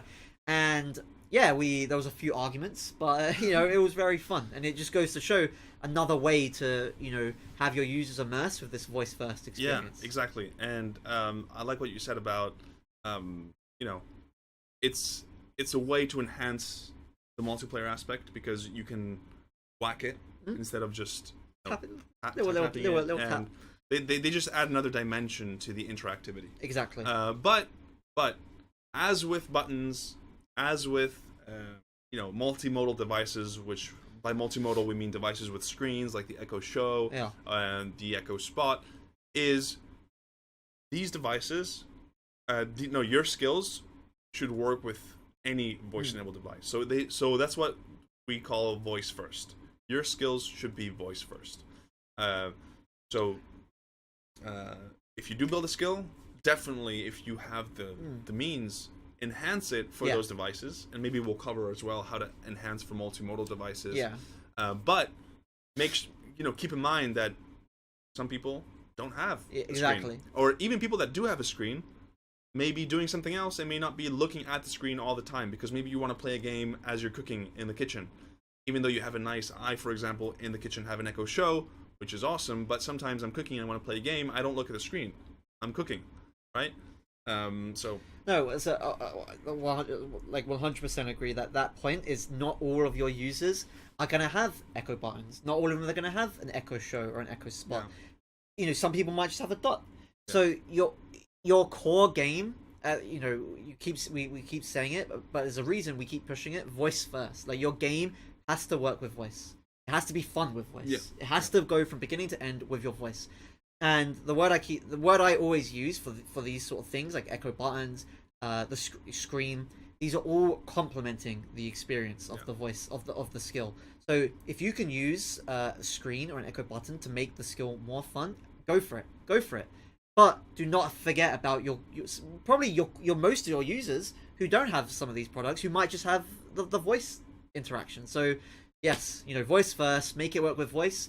And then you have if you have the time, you have this other stuff, go for it. But don't rely on it. Don't rely on it. Absolutely. Okay, so we've looked at games. We've talked about games. Any last points that we want to cover before we start thinking about our own game? Yeah, so we had a few comments. The Chad said, "Is it okay to fake multiplayer?" Chad, please clarify. I guess if you're pretending to play with someone else. A bit like in Counter-Strike when you can play with bots. Yeah. I guess. No. It's like if you play. So I think he clarifies it later on.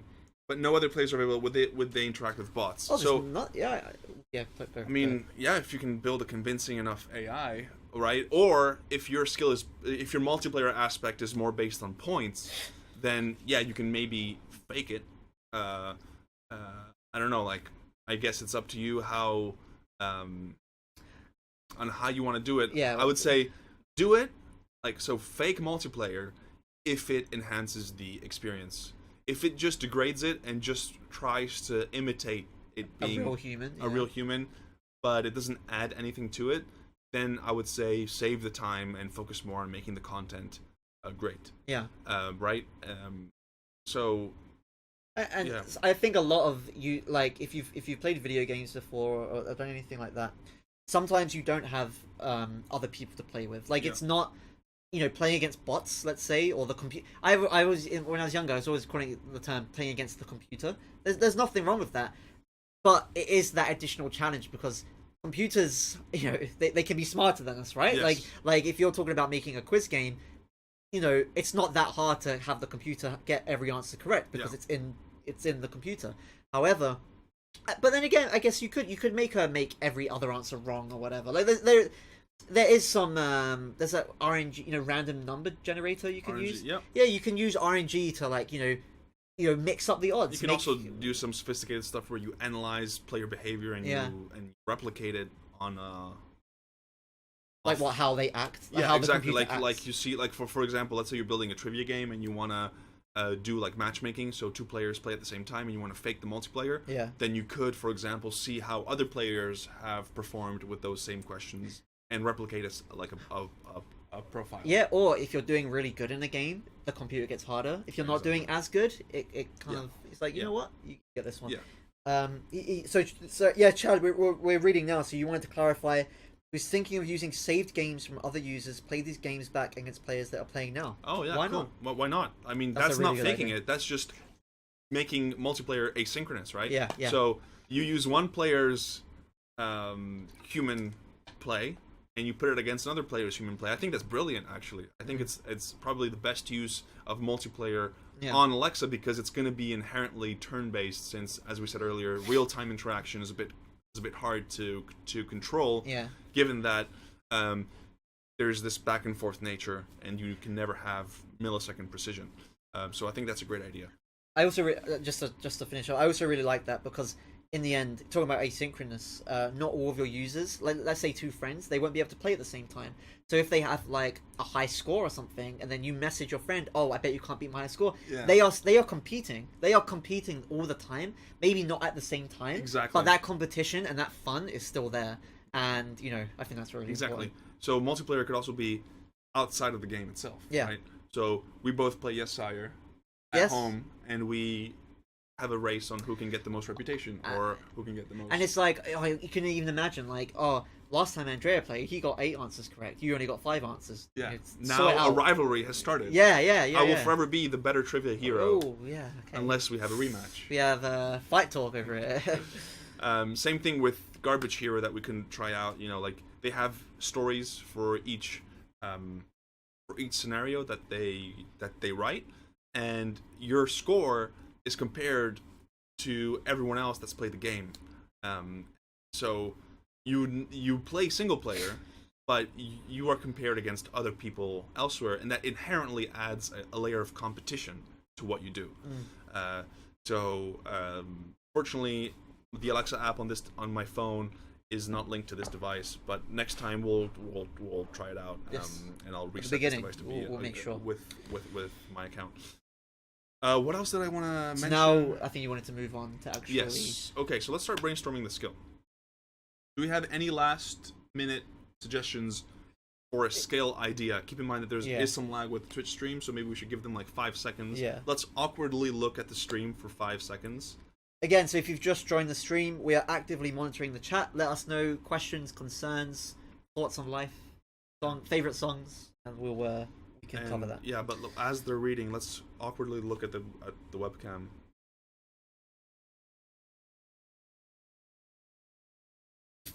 Okay, let's see if anyone wrote.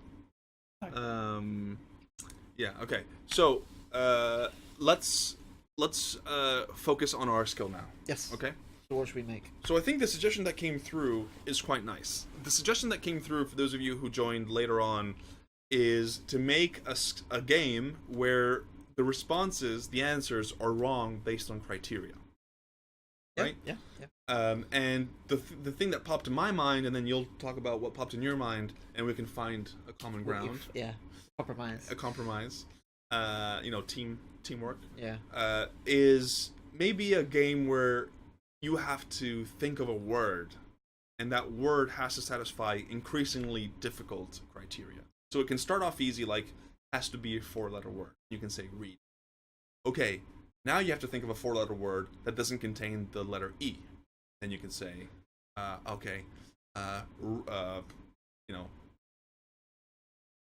are you thinking? A word? floor. No, that's a 5-letter word. Fool. Right? Okay. Me.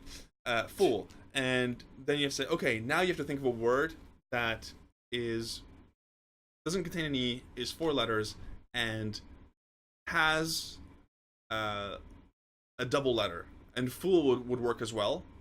So we're lucky, we can say fool again, and it'll work. But then it could get even harder and say, okay, now you have to think of a word where first, and you can add the conditions and make them more and more complex. I love that.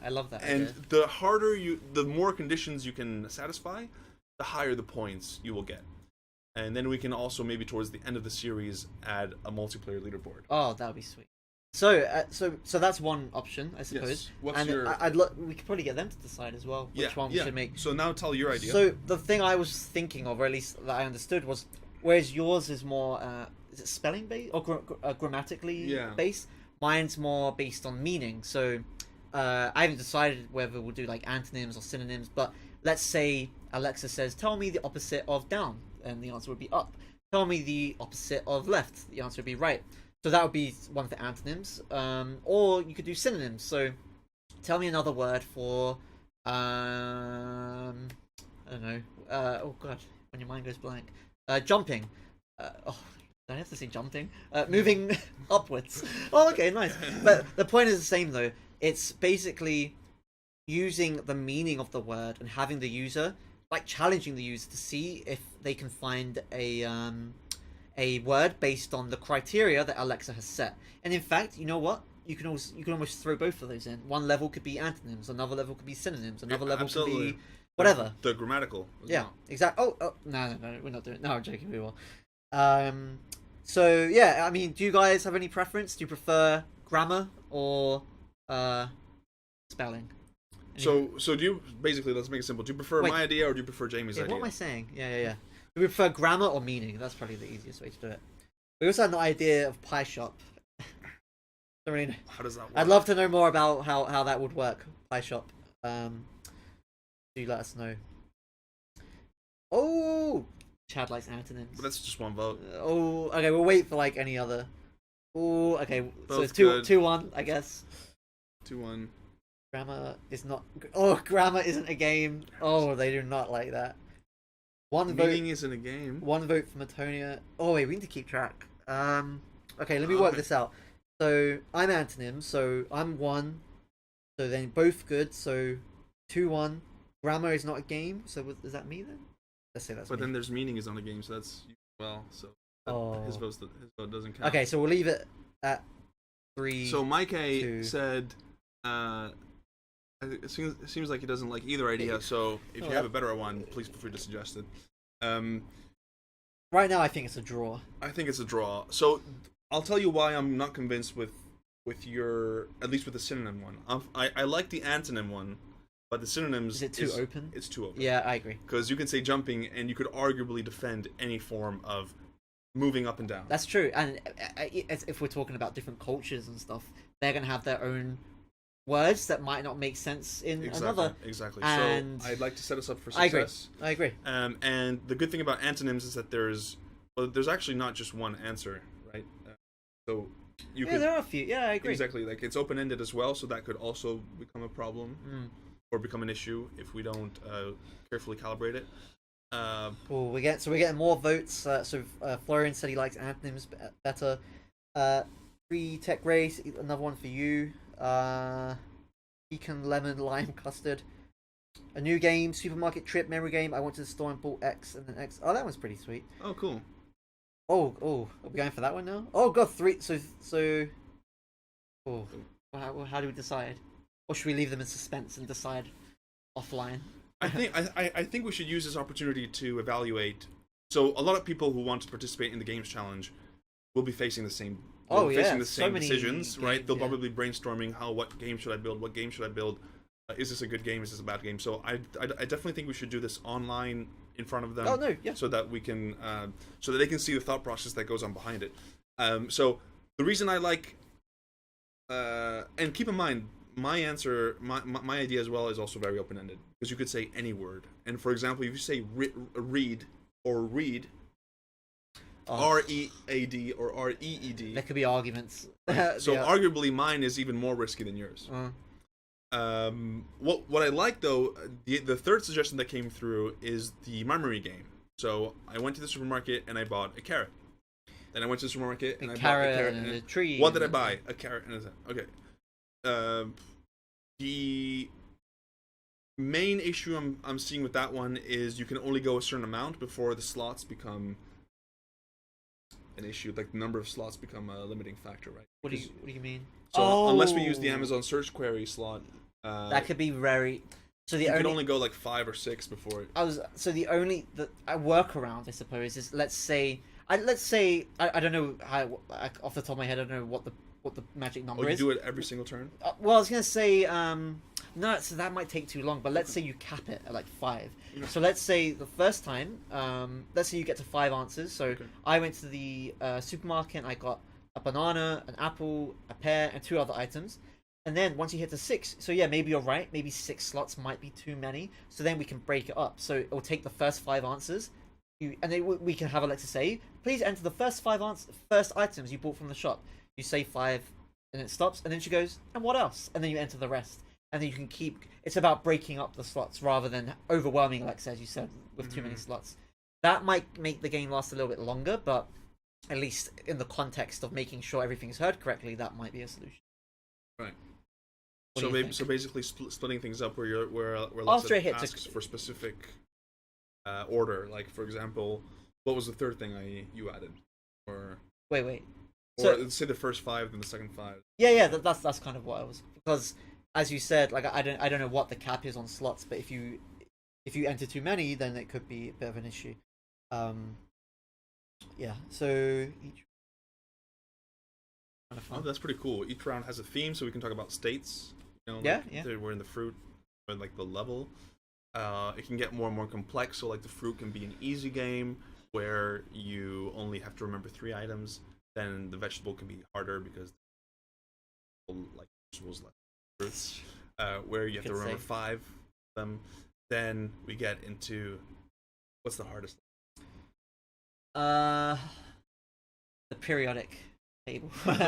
No, we have no. It should be like the yeah. So maybe in the supermarket, what's the forgetful hard? supermarket. So maybe like the foreign foods. The foreign foods, or like as you're saying, dairy or meat. Yeah. So we'll have like three levels, I would say, just to start out with, and so the interaction will be. Let's try it out. So the interaction will be that the user has to, and let's actually do like, so this can be a multiplayer game and a single player game. Yeah. Because that's another thing. You can actually have Alexa be the other player and add random items to the list. Yeah. And now we're talking about what we were talking about before about playing against the computer.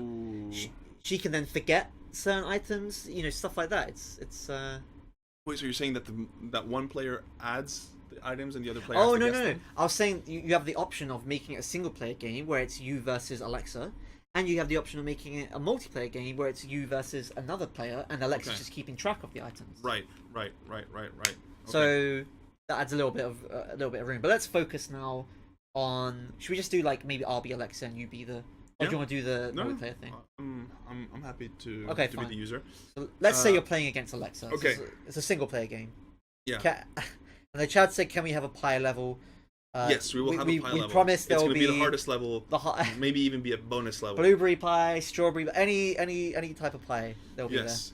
And okay, so first I want to talk about what tool we're going to use to prototype. Definitely, we're going to try out a couple times ourselves, but then we're going to use like a text editor or anywhere where we can write the conversation down. Right now, we're going to use Storywriter, Amazon Storywriter, where we will write the script of our skill. But for now, let's focus on just back and forth human interaction, and then we'll start writing the script once we have a bit of an idea of what we want to do. So the user starts by saying, "Alexa, open." What's the invocation name? Supermarket Master.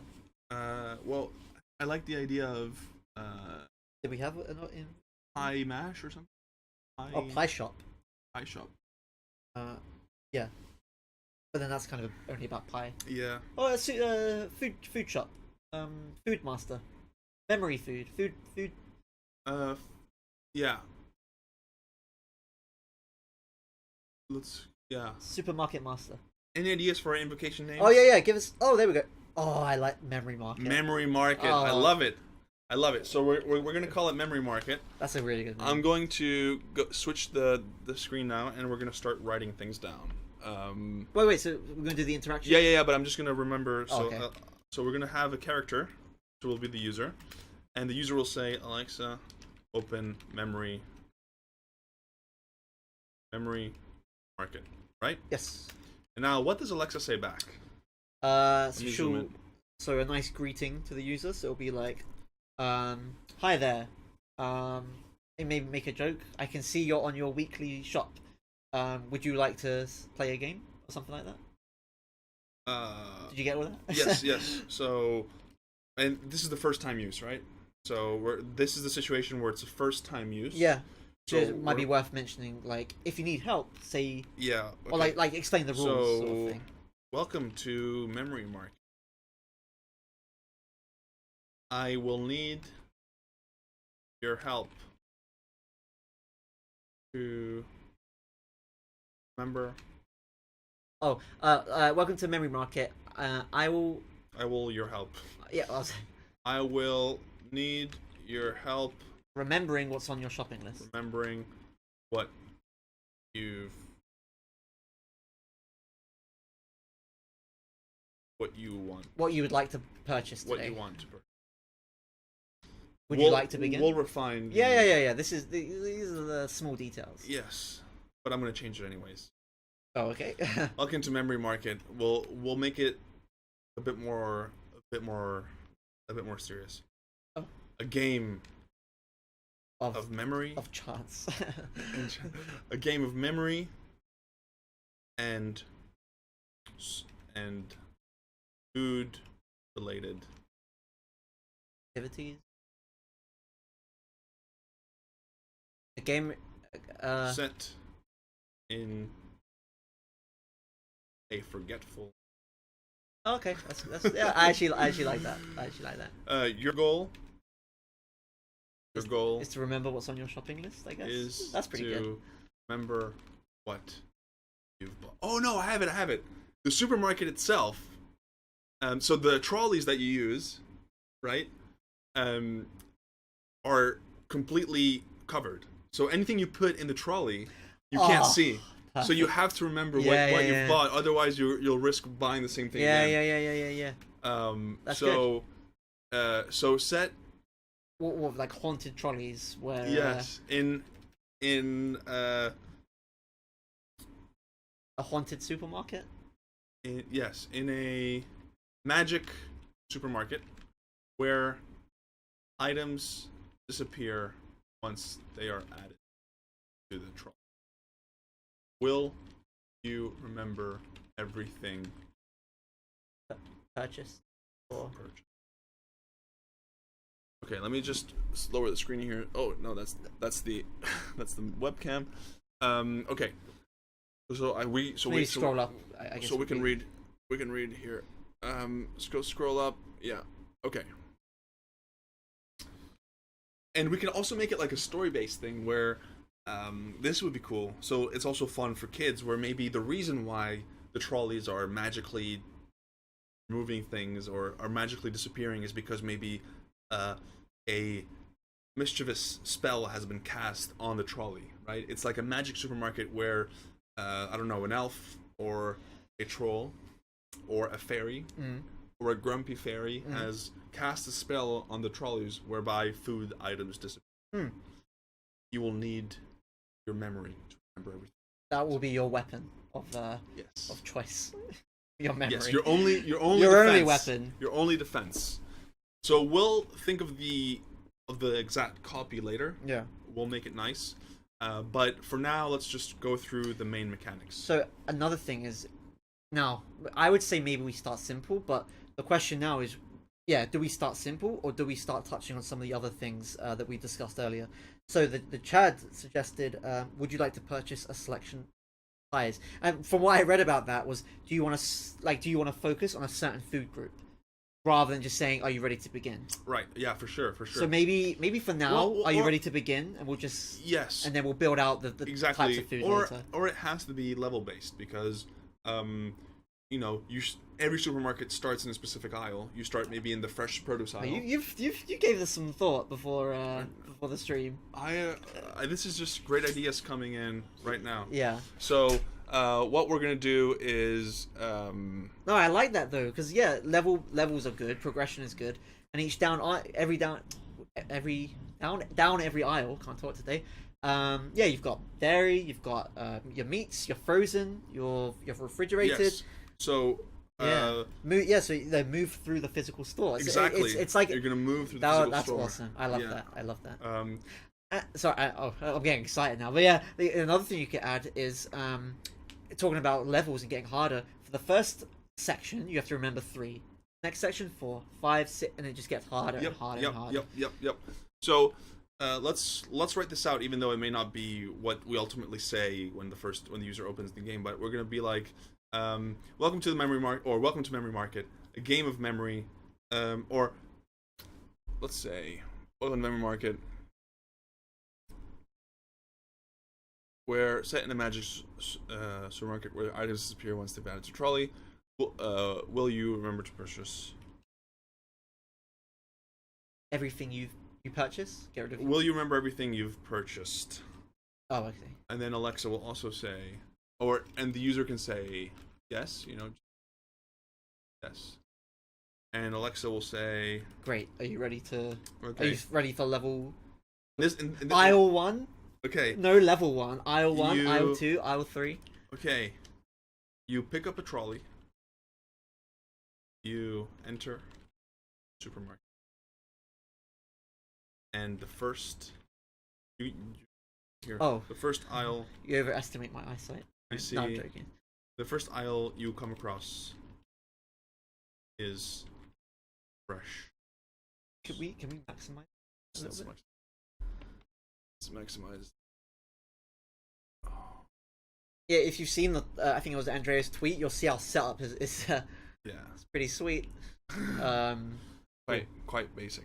Yes. So, once you pick up a trolley, you enter the supermarket, and in the first aisle you come across is the fresh produce. Are you ready? No, I should be. I think Are a you question. ready? Are you ready to shop? Yes. Are you ready to shop? Maybe we don't have so many yes/no answers. Like so many yes. Yeah, it's we can Yes, tinker with that yes. later. And the user, or Alexa, And now instead of level 1, aisle 1, and then I'm gonna sneeze. bless you in No, advance. I'm not. All right. I feel it right here, though. Oh my god. Okay. And then, okay. So aisle 1. What did you first? Wait. Wait. Wait. And now we have to decide how the actual mechanic is. Is it Alexa? Who's deciding on what's being bought here? The user Yes. or Alexa? Yes. It could be. Wait. How about instead of playing the user, we play the assistant that has to remember everything? We'll be a shopping list, basically, or we'll be a. Oh, so we'll be the Alexa's the trolley. one shopping. We'll be the trolley. Okay, fine. We Okay. we will be the trolley. But who's deciding because on what items are being bought? Alexa or us? I think maybe Alexa. Yeah. Okay. Got it. Alexa, because Alexa can't see what's being added. Yeah, because voice first. Okay, so let's just start with Alexa adding the items to the trolley. So user, yes, okay, you've picked up a trolley. Okay, so we kind of have to change the interaction, and this is the classic part of building skill is that you So kind of have starting to scratch and start again. So yeah. the user will say, Alexa, open Memory market. memory market. Alexa will say, Lordy Lab said you guys know that Alexa isn't real, right? she's real in our hearts. she's real here, here, and here, and everywhere. Alexa, open memory market. Oh, Well, and we'll play some music. Like put music here. some shopping music, like Some shopping music, yeah. royalty free. You have just been hired as Alexa's shopping. As my shopping assistant. I really like that as well because to put the twist on it, Alexa's normally the Exactly. personal assistant. Now we're the assistant. I like that. I love adding things, or I love shopping, but I I have a bad memory. forget Forget. what I've added.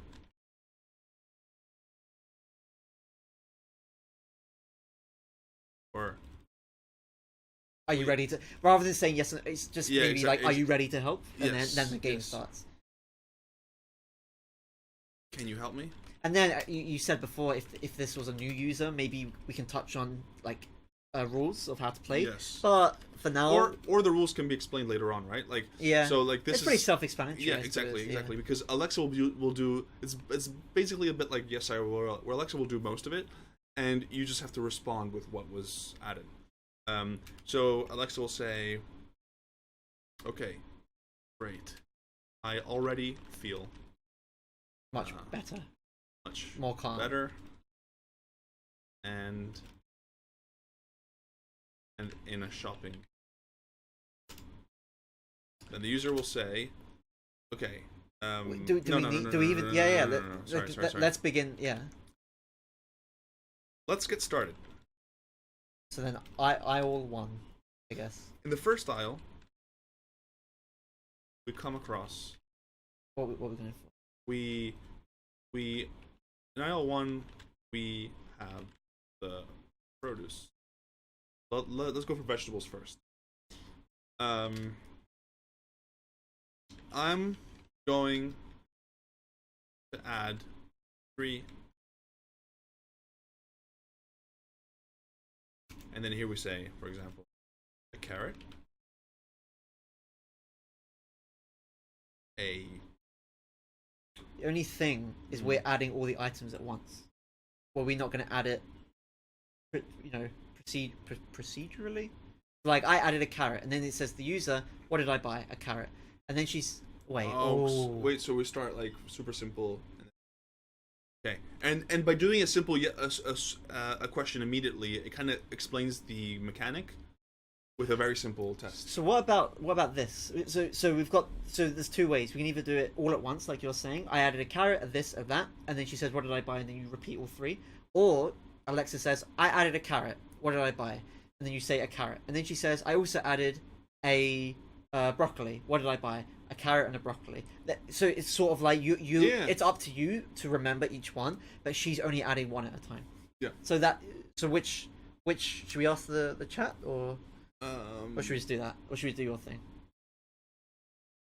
I like, we need carrots, lettuce, tomatoes, and parsley, but not potatoes or spinach. So those are confusing. Oh, like those my God. confused. Those confused. Oh, that's a great one. Okay. They're Okay. So distractors. Yeah, that's the word I was going for. Okay. So let's do that. We have the produce section. We need. Let's go with what Chad suggested. We need carrots. Lettuce, tomatoes, and tomatoes. No, we'll just keep it to okay. Just to 3. We don't need. It was potatoes or spinach. Potatoes or spinach, because and here we can go crazy with the whole storyline. Yeah, you can make it so fun, and you can mix up the reasons why she doesn't want a specific thing. And then there's going to be a little pause, or Alexa will ask, "Did you get all that?" And the user can say either yes, which will trigger the prompt, "What did I buy?" Yeah. Or what do we need to add? And then Alexa will say, "Okay, what's on the list?" Or the user could say what the things are, and it'll trigger the guess intent, right?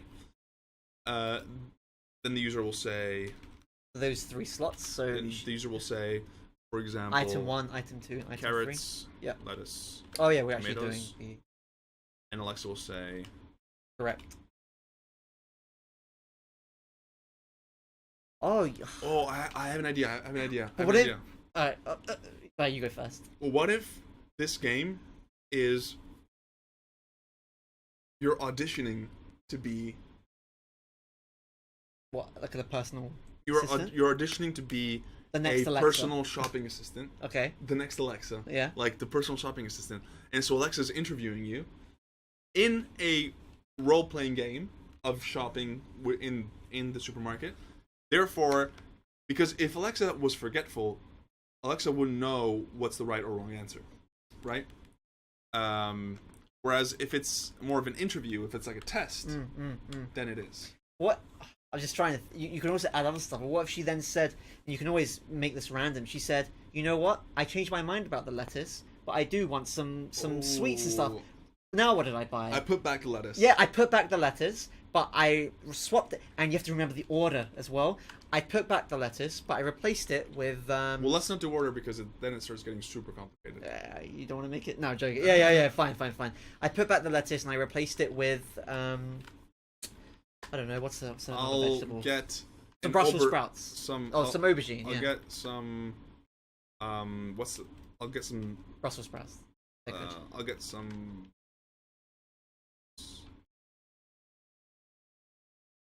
Did you? And then again, did you get all that? Did you get all that? And then you have to be like, okay, so she didn't want lettuce, so she wanted carrots, tomatoes, and Brussels sprouts. Yeah, and then the user will say, okay, so we're kind of coming to a mechanic, so it's like carrots, Brussels sprouts. And it could be rounds, so you could survive Alexa's, because she's so indecisive, you have to survive like 5 rounds of her switching and adding and taking away things. And then you're like, and then after 5 rounds, she's like, okay, I've decided. Aisle 2. Now I want, and then you move on to dairy. Okay, so you've passed exactly. Yeah. Okay, so I'm done with the produce section. Let's move on to aisle 2. And Pretech Ray also agrees. He says, that's what I was thinking. Collecting items in the correct order could be presented as a challenge. So maybe as like an additional thing. Oh, you get bonus points? Yeah, you get points for getting the answers. You get double points for getting it in the correct order. Okay. But you only get it if everything is in the right order. But yeah, that's imperative. And then she'll be like, and then, you know, depending on what the user did say. And therefore, the group of stuff is based on the aisle. So what? Right. So what did I get in aisle 1? You're like, so it's only limited to 5 slots. Yeah. Or 3. And now using session attributes, you can save all of this stuff. And then it depends how cruel you want to be, or how cruel Alexa wants to be. But then you're in aisle 4, and you're like, I've completely forgotten what I bought in aisle 1. What did I get again? And then the user has to then say everything. Oh my god. Yeah. And then as like the final level, it's too probably you have to say everything from every aisle. Yeah. So what's aisle 1? Okay. What's aisle 2? Okay. Yeah. Yeah. That could be. Okay. That could be a cool memory game as well. Like actually useful to remember things because my memory is terrible, by the way. Yeah. Oh, like, I'm already like scared of playing this. I would be terrible at playing this, but it could be a good training for my memory. Yeah. No, I completely agree. Oh, that could be really fun. That could be really fun. So we have 3 minutes left on this. On yeah, the stream. I know. Oh, I was getting into it. So we have 3 minutes left. I want to be mindful of everyone's time. I don't want to go over. So I think it's been a great session. I love that we're actually implementing an idea that the viewers had. So hopefully they'll have more reason to follow along because we're going to be basing it on this. Yeah. Next time we will look at creating the voice model. So how do we actually put this into practice? We'll look at how do we create the backend code. So we might have something offline, like a little bit. Yeah, to prepare, we might prepare a little bit offline. Maybe make some sample code offline, just to make sure that we don't waste your time. Yeah. There's still going to be some live coding, of course, but I don't want it to be just you watching us debug random errors because that's just not fun. We will show you how to debug. Yeah. But I don't want to waste your time with that. So by next time, we'll try and build a scaffold. Yeah, and we'll add to it. And then we'll start trying it out, But playing it. I really like this idea. I really like it too, and I think it could be great. And we're definitely going to be adding a leaderboard. Yeah. Yes. Right. So we'll show you how to use DynamoDB not just with the SDK, which saves stuff at the user level, but also a separate database where we can store anything we want. However. So that is, if that's a reason to tune in next time, then I would, So next appointment will be next Tuesday, same time, 4 p.m. to 6 p.m. UK time, and we will start actually implementing. We're going to dive a little bit deeper into our memory market. Yes. The next best skill. Yes. On the skill store. Yes. Cool. Do feel free to tweet us. Do feel free to let us know what you liked. It's great motivation for us as well. I mean, we're really having a lot of fun, but we want to make sure that you're having fun as well and that you're finding this useful.